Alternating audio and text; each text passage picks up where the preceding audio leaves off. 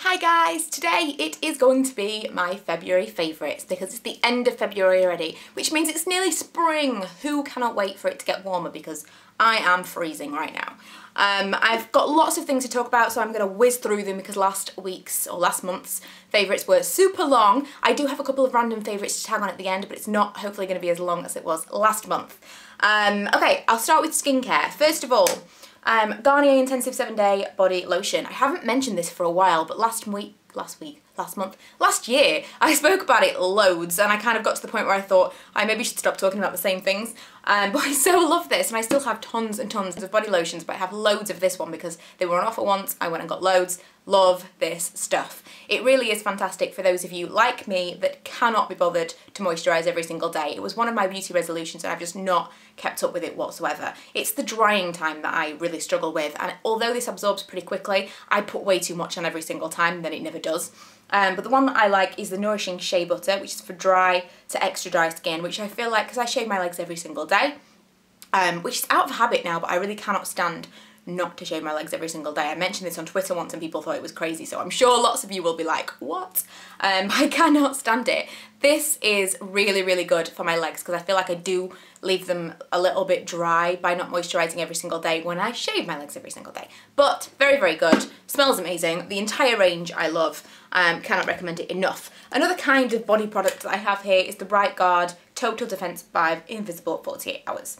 I've mentioned the strange obsession that I have with deodorant before. I really am so picky when it comes to deodorant. I don't like floral, powdery, girly smelling deodorants at all. I just hate them. I'd rather have a masculine scent than a feminine scent, or preferably unscented. And the one that I used to use was the Right Guard one that was purple, and it specifically said unscented. This one isn't unscented, but it's kind of fresh smelling. It doesn't smell specifically of anything. It's kind of unisex. And I really, really like it. But Right Guard, love, love, love this. And if you do see the purple one anywhere, let me know because I really would like to buy that one again. On to some more random facial skincare.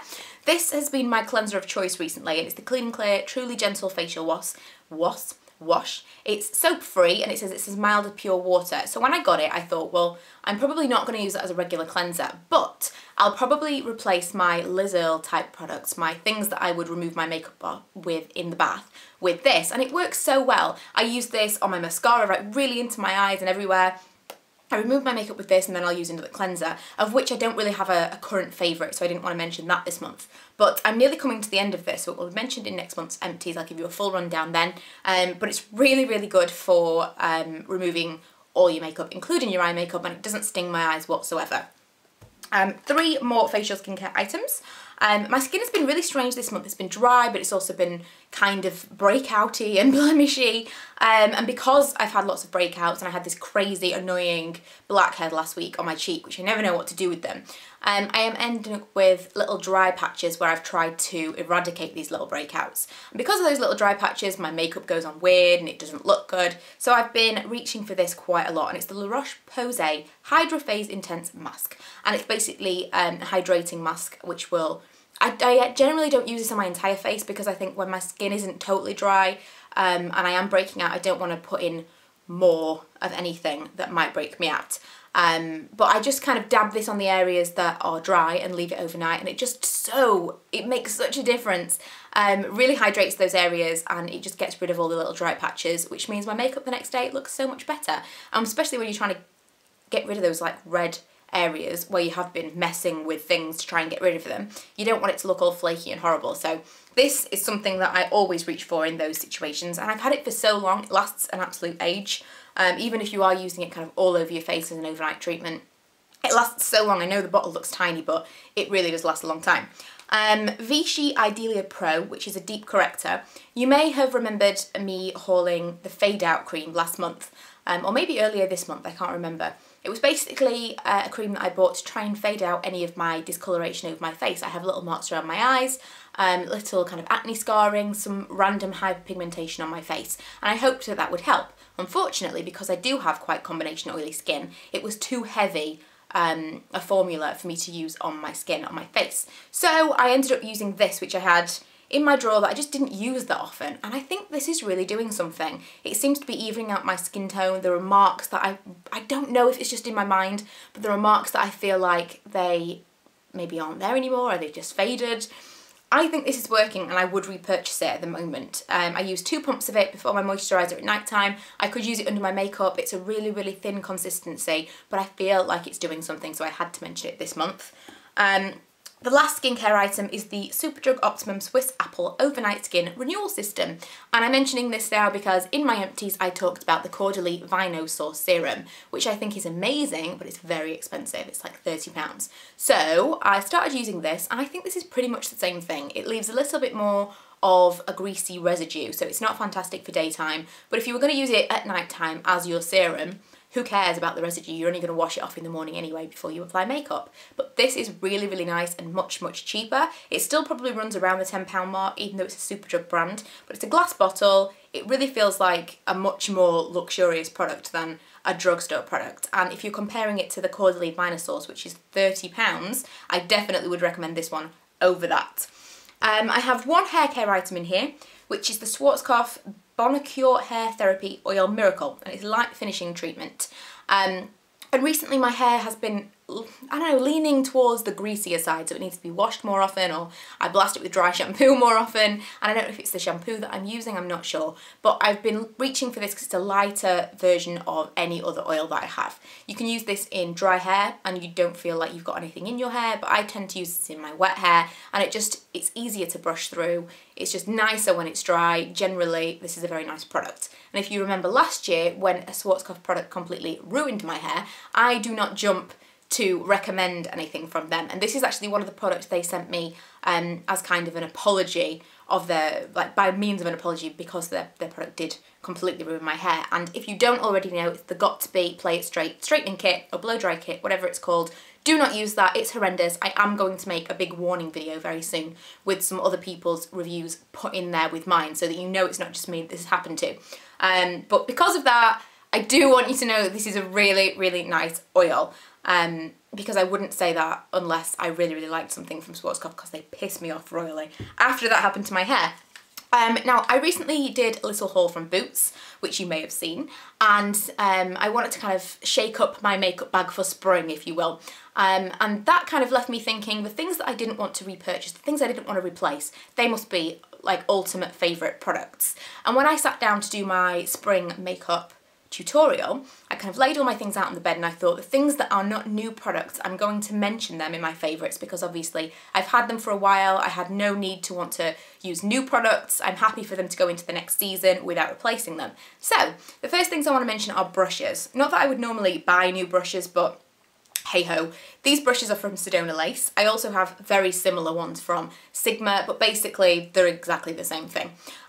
This is the 813, but it's basically just a duo fibre face brush. And this is the 850, which is just the angled contouring or blush brush. It's what I use for my blusher. Like I say, you can get them from Sigma, you can get them from Sedona Lace, you can get them from MAC. I'm pretty sure they're going to be very, very similar, if not the same. But I think Sedona Lace are probably the cheapest, although there will be a 10% discount code for the Sigma site in the info bar if you want to buy them from there. Plus you can get them in cool colours. I have them in pink. But these are my ultimate favourite brushes, and if I could only choose two, I'd probably get these and apply my eyeshadow with my fingers. A blush that I've been using a lot lately is this MUA blush from the £1 range, and it's the shade 4. I haven't used this in so long, and I just picked it up earlier this month. Completely love it. So that's going to be my spring summer blush, I think. Some eye products that I have this Sleek Makeup, what is it called? I don't know, it hasn't got anything on here that tells me, but it's basically just a felt tip eyeliner. It doesn't dry out, it has enough pigmentation for me to be able to use it as a felt tip liner, which I don't normally like. I also really like this Rimmel Glam Eyes Professional Liquid Liner. If you have a steadier hand, I do prefer this.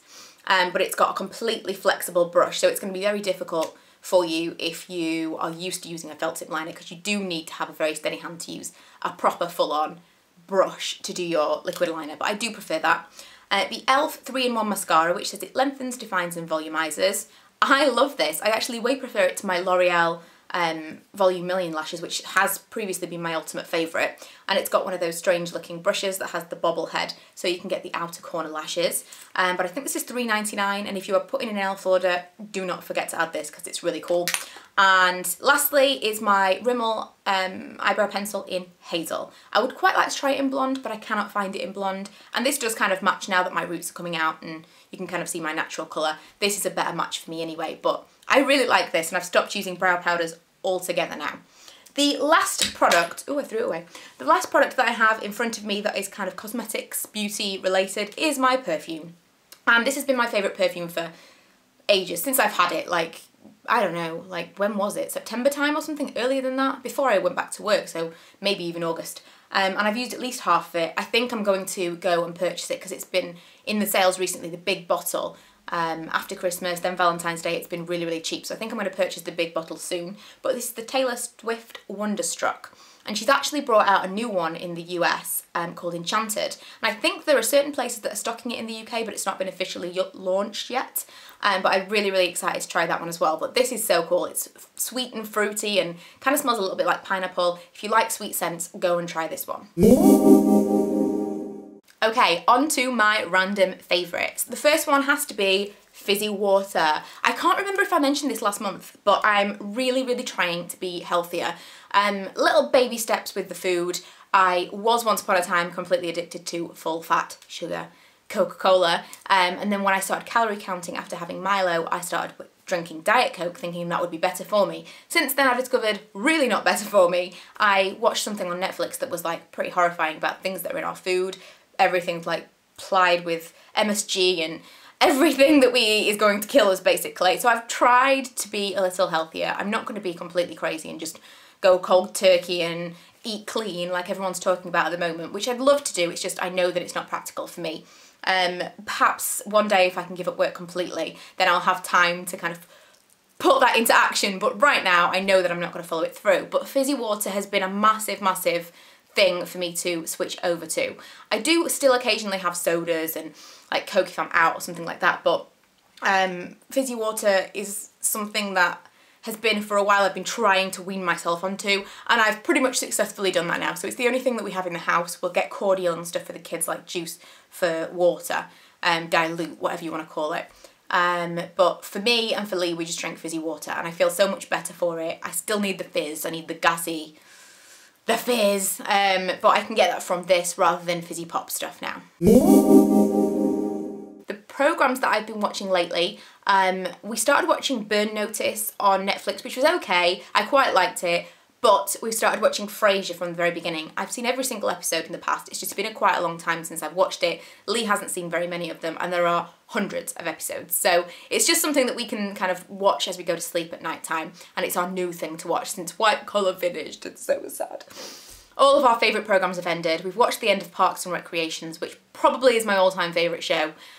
So we're now watching Frasier from the very beginning. But anything that you have to recommend for us to watch on Netflix, we have the US Netflix, which I've spoken about before. I will link below how you can find out how you can change your UK settings to get the US Netflix, because the library is so much bigger than the UK one. And yeah, that's what we've been watching this month. My favourite YouTuber has to be MissGlamorazzi. She has been my favourite YouTuber for so long. And I know she's not someone new that I found this month, because I kind of thought every month I'll talk about someone new that I've discovered or someone that I'm watching a lot of videos from. But she's just my favourite. She's so cute. I think if I could be anyone in the world, it would be her. She's just so cute. She's so little and cute. And I don't think she's ever put out a video that I didn't like. So I had to mention her. I know that you will all already subscribe to her, but I will link her channel below for you to go and check out just in case you haven't. And let me know of any new YouTubers that you're aware of, or even your own channels. Link them below so everyone can go and check them out. Music-wise, we've been listening to a lot of Beyonce and Jay-Z. I don't know why. I downloaded the I Am Sasha Fierce album, which I used to have, but I'm kind of steadily building up my library via the iTunes library, buying things via iTunes rather than CDs, because I put everything on it and then something happens to my computer, I have to start all over again and I don't have the CDs anymore, blah blah blah. So I'm steadily building up my collection again via my iTunes library, basically, is what I was trying to say. So I rebought that, and we've also been listening to the Watch the Throne album a lot, which is Jay-Z and Kanye West. We went to see that concert last year, it was amazing. And yeah, that's what we've been listening to for the majority of the month. So that's it for my February favourites. I hope you enjoyed it. I think it was much longer than I intended it to be, even though I thought it was going to be short. By the time I got through everything, I was like, oh my god, this is so many things. So sorry it was so long again. I hope you enjoyed it anyway, and if you haven't already, please go subscribe and check out all the links in the info bar. Bye!